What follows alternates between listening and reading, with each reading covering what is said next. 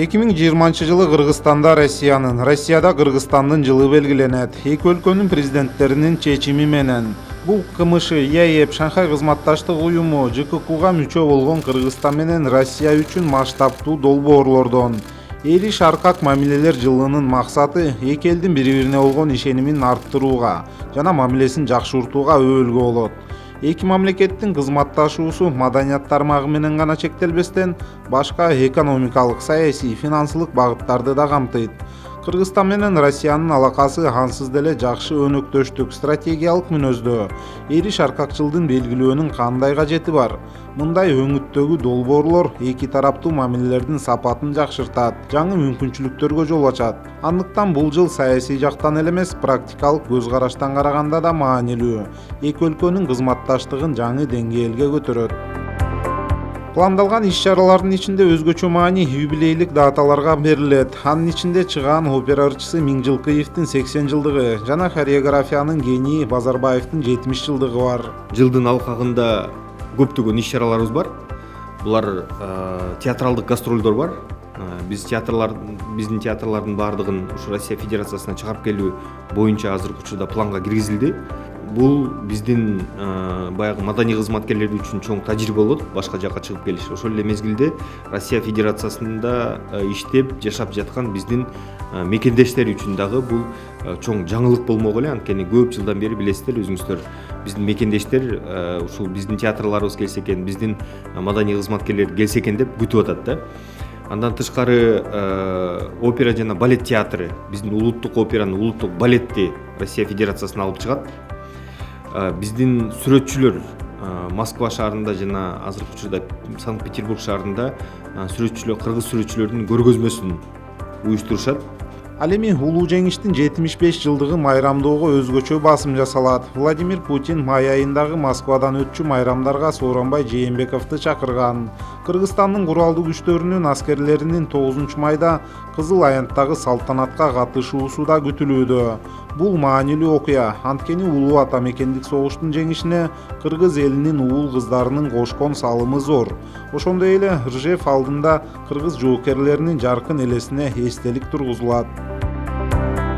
2020 жылы маанилүү экономикалык акциялардын өтүүсү да пландалган. Биринчиден Екатеринбургда 9-чу регион аралык Орус-Кыргыз конференциясы болот. Экинчиден ишкерлердин Петербург экономикалык жана башка Россияда өтө турчу инновациялык форумдарда катышуусу күтүлүүдө. Үчүнчүдөн Москва эл аралык китеп жарманкесинде кыргыз басылмаларынын продукциялары коюлат. Акыркы жылдары эки тараптуу кызматташуунун динамикасы жогорку деңгээлге көтөрүлгөнү байкалат. Соода, өнөр жай жана транспорт жаатында активдүү карым-катнаштар болууда. Россиядан келген инвестициянын көлөмү $123 миллион жетти. Бул көрсөткүч 2017 жылга салыштырмалуу 25%га жогору. Өзгөчө басым соода жаатындагы тоскоолдуктарды жоюуга жасалууда. Эки тарап тең айыл чарба багытында кызматташууга ыңгайлуу жагдай түзүүгө кызыктар. Бул өз кезегинде Кыргызстандын агро өнөр жай комплексинин продукциясын Россиянын базарларына чыгаруунун көлөмүн жогорулатат. Жаратылыш ресурстарын иштетүүдө да эки өлкөнүн кызматташуусу ийгилик менен коштолууда. Маселен, Кыргызстандагы алтын кенин иштетүү боюнча долбоор ишке кирет жана жакынкы 20 жылга долбоорго $600 миллион инвестиция салынат. Бул тууралуу Владимир Путин 2019 жылдын март айында Бишкекке жасаган мамлекеттик иш сапарын жыйынтыктап жатып билдирген. Владимир Путиндин мамлекеттик визитинин алдында Бишкекте эки ири иш-чара, Орус-Кыргыз регион аралык конференциясы жана жогорку окуу жайлардын ректорлорунун форуму өткөн. Конференциянын алкагында $6 миллиард өлчөмүндө 53 документке кол коюлган. Бул келишимдердин ишке ашуусу өлкөнүн товар жүгүртүүсүнүн көлөмүн арттырууга жана жаңы инвестицияларды тартууга өбөлгө түзөөрүнө ишеним бар. Муну менен катар алгачкы жолу өткөрүлгөн жогорку окуу жайлардын ректорлорунун форумунун маанилүүлүгүн белгилеп кетсек, бул иш-чара кыргыз-орус илим-билим тармагындагы кызматташтыктын жемиштүүлүгүн көрсөттү. Форумдун жыйынтыгы боюнча Кыргызстандын жогорку окуу жайлар ассоциациясы менен Россиянын ректорлорунун союзунун ортосунда кызматташуу боюнча келишимге кол коюлган. Муну менен катар өлкөдөгү жана Орто Азиядагы ири университеттердин бири болгон Кыргыз славян окуу жайынын ишмердүүлүгү тууралуу өкмөт аралык жаңы келишимди түзүү чечими кабыл алынды. Кыргызстан менен Россиянын билим берүү тармагындагы кызматташуусу 2020 жылы да уланат. Кыргызстандын квота менен Россияда билим алган студенттердин саны учурда салыштырмалуу көп эмес. Ири Шаркак жылында квота менен окуй тургандардын саны көбөйтүлөт. Анткени республикада Россияда билим алууга умтулгандардын саны жогору.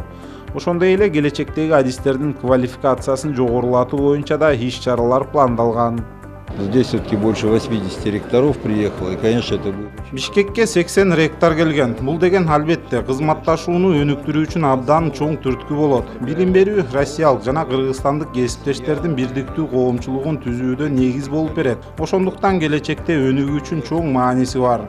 Мындан башка энергетиканы өнүктүрүү боюнча долбоор даярдалып жатканын билем. Кызматташтыктын өнүгүүсү республиканын туруктуу өнүгүүсү демек. Уверен, что мы здесь можем развить такое сотрудничество, связанное с развитием энергетики для дальнейшего устойчивого развития республики.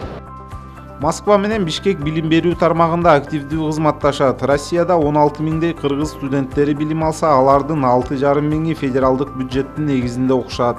Мындан тышкары 11 миң студент Кыргыз-Орус Славян университетинде окушат. 2018 жылы Россия окуу жайга 185 миллион рубль кошумча каражат бөлгөн. Кыргызстан менен Россиянын аскердик техникалык кызматташуу келишимине 2018 жылы эки тарап кол койгон. Ал документ аскерий продукцияларды жеткирүү механизмин жакшыртуу, армияны жогорку эффективдүү курал-жарак менен камсыздандыруу, ошондой эле жамааттык коопсуздук системасынын техникалык компонентин түзүүгө багытталган. Калыптанган салт улантылып, Кыргызстан менен Россиянын куралдуу күчтөрү мамлекет аралык келишимдердин, ЖККБнын, ШКУнун жана КМШнын алкагында ар кандай аскердик машыгууларды өткөрүп турушат. Россия биздин өлкөгө ар тараптуу аскердик техникалык көмөк көрсөтүп турат жана мындай иш-чаралар 2020 жылы да улантылат. Акыркы 2 жылда эле 2018 жылы 11 чек ара заставалары камсыздалган. Бүгүнкү күндө 125 даана автоунаа жана инженердик техникалар чек ара заставаларына жеткирилген жана толугу менен колдонууга берилген. 2019 жылдын апрель айында Россия тарап Кыргызстандын коргоо министрлигине 2 Ми-8 үлгүсүндөгү тик учак жана 9 брондолгон чалгындоочу машиналарды берген. Өткөн жылы сентябрда Оренбург облусунда Сооронбай Жээнбеков менен Владимир Путиндин өзгөчө жолугушуусу болду. Ал жерде эки президент ири аскер машыгууларына байкоо салышкан. Самый надежный, верный друг, союзник, партнер. Дорожим и ценим этим нашими отношениями. И мы всегда стремимся реализовать те договоренности, которые у нас в России есть. Военно-техническое сотрудничество, военное сотрудничество идет своим чередом, продолжается.